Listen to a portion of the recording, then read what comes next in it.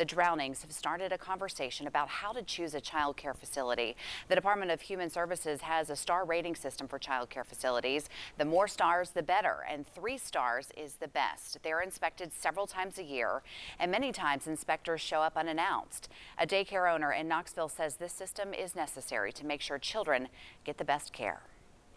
I think it's pivotal that you have someone come in and keep you accountable for what you're doing. You want to make sure that the facility you're taking your child to is a great facility, that they're taking care of your children to the best of their abilities.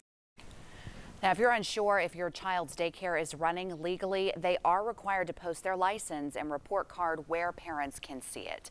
To find a high-quality daycare, you can use an interactive map on the DHS website with star ratings and compliance history. We've posted a link at WBIR.com. Abby and Russell.